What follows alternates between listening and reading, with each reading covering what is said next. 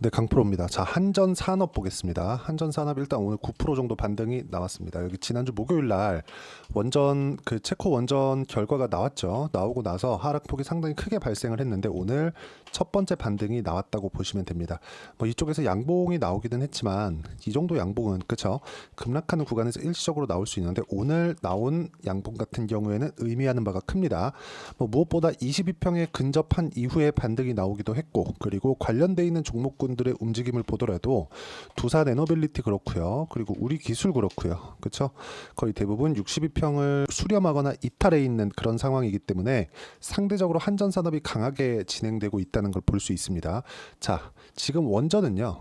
명확하게 성장주입니다. 자, 생각해 보세요. 지금 체코의 24조 수출 계약에 성공을 했죠. 그리고 최종 계약까지 내년 3월입니다. 자, 그때까지는 긴장의 끈을 놓을 수 없죠. 근데 이거는 실무자들 이야기고요.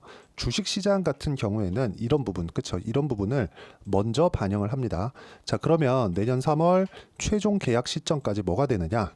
지금 하락하는 부분으로 악재가 나올 수 있는 부분을 선반영하고 있는 겁니다. 물론 그런 과정에서 두산에너빌리티의 이 지배구조 개편이나 이런 부분들에 대한 이슈가 있었고 그러면서 상승폭이 약간 좀 제한되어 있는 그런 부분들이 발생을 했는데 우리가 이런 상황에서 생각해야 될 부분은 원전이 과연 성장주가 왜 되는 것인지 그 내용에 대한 이해가 필요합니다.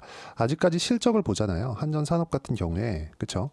이게 다 실적을 기준해서 주가가 움직인다고 생각을 하는데 그게 반은 맞고 반은 틀립니다. 왜 그러냐면 실적에 맞춰서 주가가 상승하는 것은 맞아요. 그런데 실적에 맞춰서 주가가 상승하는 게 지금 실적이 아니라는 데서 문제가 생깁니다. 자, 내용 보세요. 전체 실적으로 놓고 보면 분기 실적이 있고 연간 실적이 있죠. 이렇게 보면 늘어나는 것 같죠. 실제 늘어나고 있기도 하고요. 근데 주가가 상승하는 건 여기 성장률에 따라서 바뀌는 겁니다. 자, 그런데 생각해 보세요. 한전산업은 실제 원전 관련된 사업을 하고 있지 않죠. 그렇죠? 여기서 문제가 생기는 거예요. 원전 테마에 엮여서 강한 시세를 냈지만 그리고 지금 원전주 중에서 가장 강한 움직임을 보여주고 있는 한전산업 같은 경우에 실제로 따져보면 원전 관련 사업을 하고 있지 않죠. 물론 전기 관련된 사업을 하고 있기 때문에 어느 정도까지는 연관이 있을 수 있고 한전기술이나 뭐 한국전력이나 이런 부분과 함께 그쵸?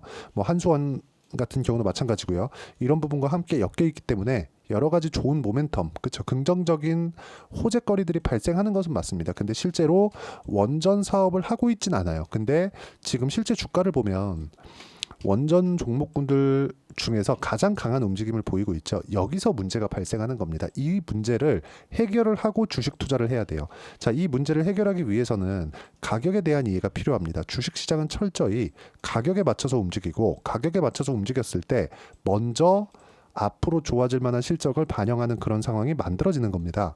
이쪽 구간에서 우리가 봐야 되는 내용 중에 하나는 철저하게 가격 위주로 매매를 하자는 겁니다.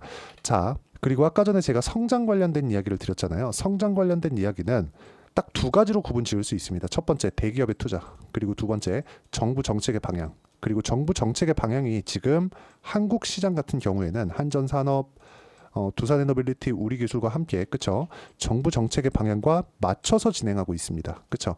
발맞춰서 가고 있다는 거예요. 그러면 정부 정책의 방향이 원전 쪽으로 쏠려 있다는 건 단순히 돈을 벌기 위한 성장률을 끌어올리기 위한 그런 방안이나 내용들이 아닌 거예요.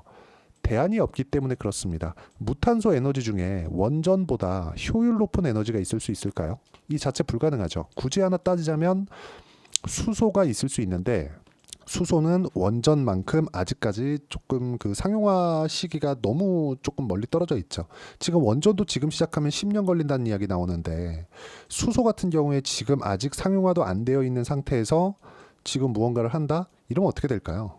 그렇죠? 너무 시간이 오래 걸립니다. 그래서 지금 원전 말고는 사실상 대안이 없다고 말씀드리는 거고 이런 가운데 우리가 가격을 보고 매매할 수 있는 환경을 갖춰 놓는가 이런 부분이 중요한 겁니다. 자, 여기 나오는 이런 내용들을 우리가 어떻게 뭐 연줄로 인해서 먼저 이런 정보들을 받아볼 수 있다고 하더라도 우리가 봐야 되는 내용은 딱 한 가지예요.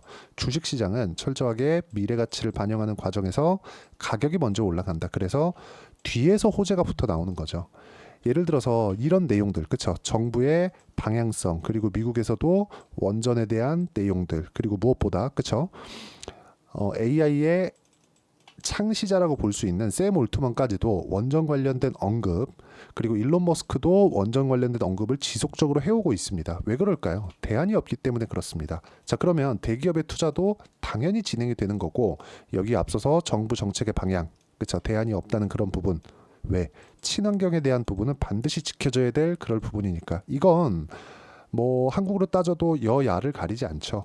그렇기 때문에 우리가 봐야 되는 내용 중에 하나는 올라가는 부분을 정확하게 공략해야 되고, 그런 부분에 맞춰서 매매를 했을 때 한전산업과 같은 종목을 매매를 할 수 있고, 한전산업도 이제 반등 확인이 되었기 때문에 이쪽 구간에서 어떻게 매매를 해야 되는지 그 부분에 대해서 파악할 필요가 있습니다. 자, 실전에서 어떻게 매매하는지 그 내용을 간단하게 보여드리면, 여기 보세요. 오늘 조선주가 상당히 강한 움직임을 냈는데, 자, 내용 보시면 어때요? 제가 올라가는 구간에서만 공략을 했죠.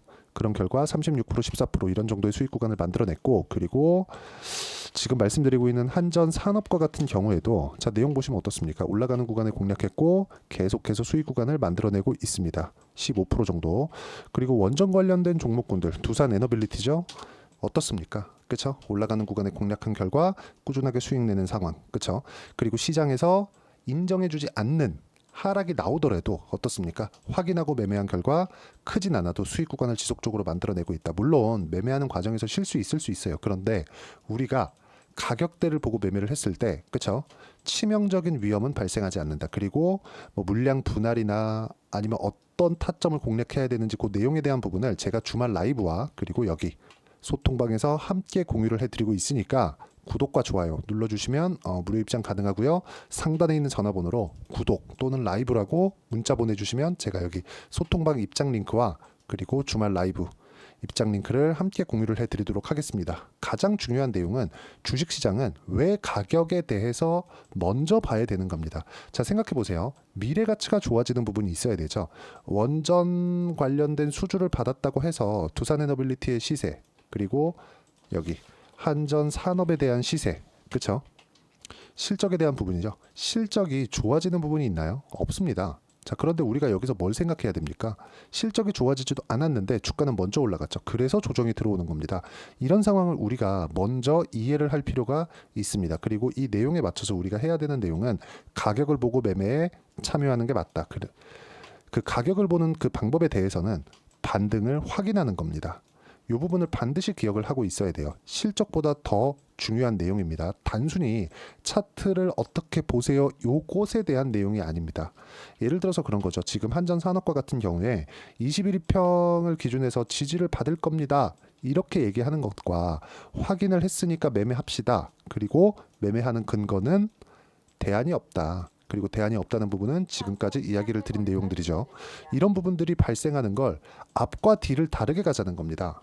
원래 어떤 호재가 있으면 그 다음에 종목을 보죠. 그게 아니라 가격을 먼저 보고 여기 호재가 어떤 게 있는지 그 내용에 대해서 내가 판단할 수 있는 근거를 만들자.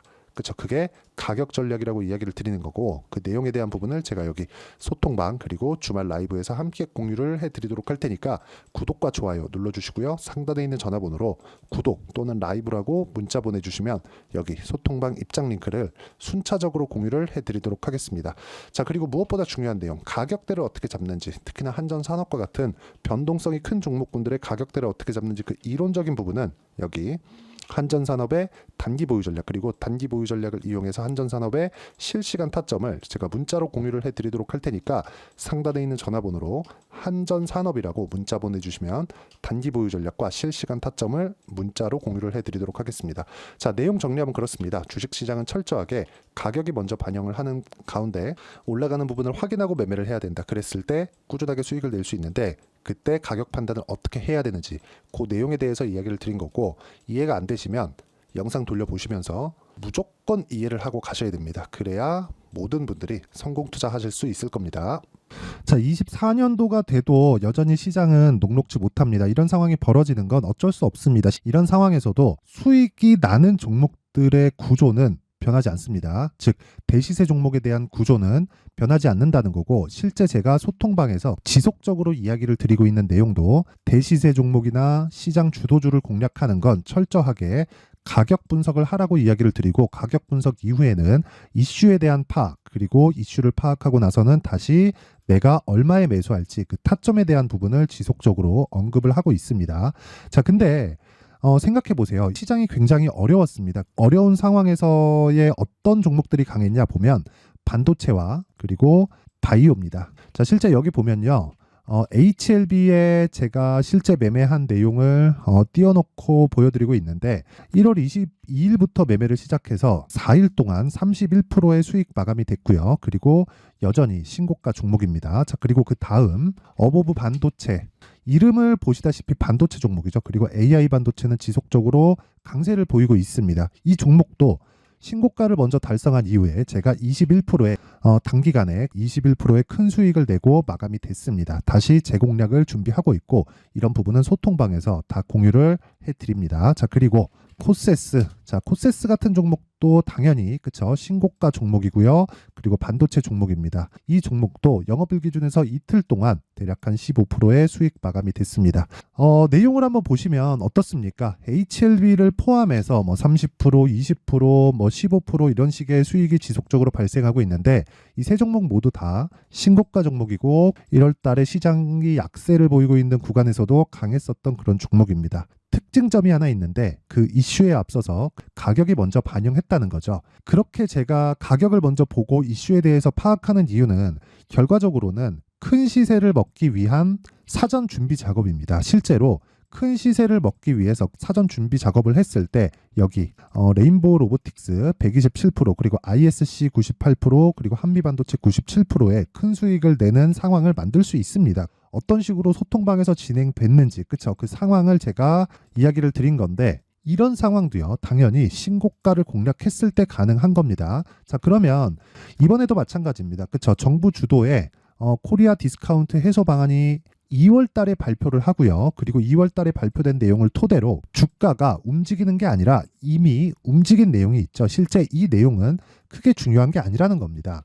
실제 움직인 내용을 보면 자, 기아차입니다. 실제로 12월 달에 신고가를 만들어 놓고 정부에서 입김을 불어 넣으니까 순식간에 기아차를 포함해서 현대차 같은 거대 기업들의 주가가 2주도 채 되지 않아서 40% 정도의 큰 시세를 냅니다. 자, 그러면 우리는 어떤 종목을 봐야 될까요? 이슈를 파악해야 되는 것도 맞지만 철저하게 가격에 맞춰서 매매를 해야 되는 게 당연히 중요합니다. 정부가 주도하는 정책 방향이 있겠죠. 그 방향에 맞춰서 우리가 종목을 찾을 필요가 있다.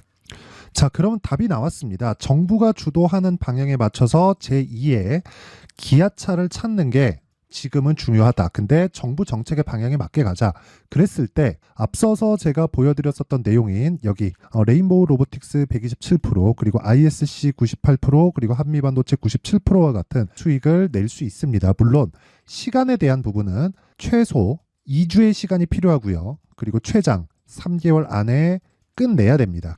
자, 기아차의 시세를 보셨던 것과 같이 2월 달에 정부 정책의 방향이 결정되고요. 바로 3월 달이면 시행입니다. 자, 그러면 우리는 거기에 맞춰서 당연히 종목을 찾아야 되고 제가 제2의 기아차를 찾아놨습니다. 제가 아까 전에 소통방에서 이야기를 드렸었던 내용 다 공개를 해드렸는데 그 내용처럼 종목만 받고 싶다 하시는 분들은요. 상단에 있는 제 전화번호로 대시세 자, 대시세라고 문자를 보내주시면 정부 정책의 방향에 맞는 종목을 모든 분들에게 무료로 공개를 해드리도록 하겠습니다. 자, 제가 원하는 건 채널 성장이 목적입니다. 자, 그래서 구독과 좋아요 꼭 좀 부탁드리고요. 모든 분들이 정부 정책에 맞는 방향으로 매매를 이어가서 큰 수익 보셨으면 좋겠습니다.